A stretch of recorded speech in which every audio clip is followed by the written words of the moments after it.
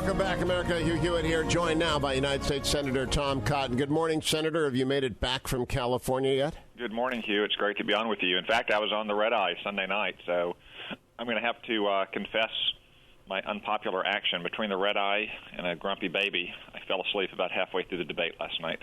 Well, you saw the most important part, which was the first 30 minutes, though, and I believe Trump won the first 39 minutes, lost the rest of it, but I'm not sure how much it matters. Of what you saw, what do you think? And you know the pundit class is almost unanimous in declaring Hillary the winner, except for Mika, Nicole, and me, I think, saying be careful. Well, that's not surprising. They declared every other Republican the winner in the Republican primary debates. I think it's probably best to let the American people process this for a few days before anybody draws definitive conclusions. In the part of the debate I did see, though, I thought Donald was effective in driving home some basic points about Hillary Clinton and about the Democratic Party. In fact, he was generous to her. He said that she's been doing this for 30 years, and she embodies the status quo. She's actually been doing it for 40 years. Bill Clinton was elected elected Attorney General for the first time in 1976, and they've been pitching themselves as 2 for 1, as they did in 1992 for 40 years. So if you're satisfied with the status quo and you think things should remain the same, then Hillary Clinton is probably your candidate. But if you think we need a change, as I believe most Americans do, then Donald Trump is going to help Republicans in the Congress bring that change. I thought he was effective in driving that point home. So did I, and I believe the 30 years mantra, whether it should be 40 or 30, is very effective. I also believe there were a number of moments that he had, but she also had some good moments. He does not have an answer for birtherism yet. He does not persuade on taxes, but she doesn't persuade anyone of being genuine about anything. Let's turn to the immigration crisis, Tom Cotton. It didn't get a lot of attention last night, but you have a Wall Street Journal op-ed today that compares Norway and Sweden and declares Norway the smart country. I'm reading here. Norway established measures to stop uncontrolled migration. It imposed new border controls featuring a border fence, increased waiting periods for residency, and deportation of ineligible migrants. It also reduced migrant benefits to match that offered by its neighbors. Norway even advertised in foreign nations, warning that migrants who do not face war or persecution will be deported. The result, asylum applications in Norway fell 95% between the last quarter of 2015 and the first quarter of 2016.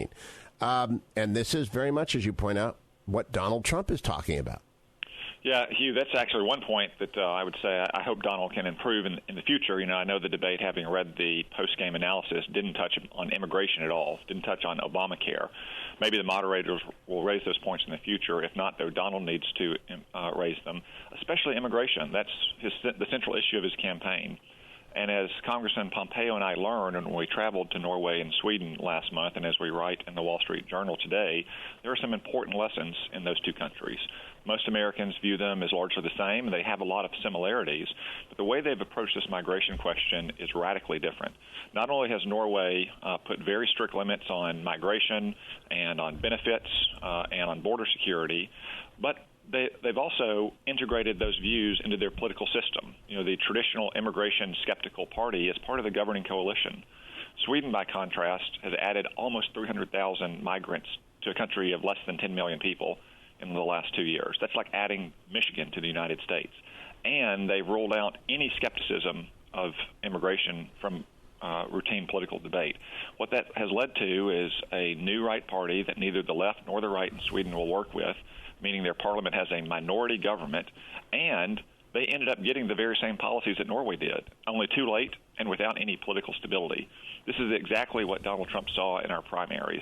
You don't have to agree with Donald Trump to realize that when 2/3 to 3/4 of the American people want immigration security and want lower levels of legal immigration, political parties and traditional politicians need to respond to those legitimate concerns. And if they don't, the American people are going to turn to different voices, as Republicans did in our primary. I listened last night. Chuck Todd take was, I don't know how to judge this debate. It was not like any other presidential debate we've ever seen. It wasn't really a presidential debate. It's much more of a seismic shift in American politics. I think you touched on the fault line here. By the way, I want to give you some breaking news. First report of a house explosion in Bronx, 300 West 234th Street, major emergency service responding. We don't know if it's terrorism. Obviously, it may not be. It could be a gas line. You know, anything could happen. But we had Seattle last week, and we had the bombings 2 weeks ago. How much is not bubbling through to the elite opinion makers who feel, even if they aren't really protected, feel protected, Tom Cotton, about the state of anxiety in America?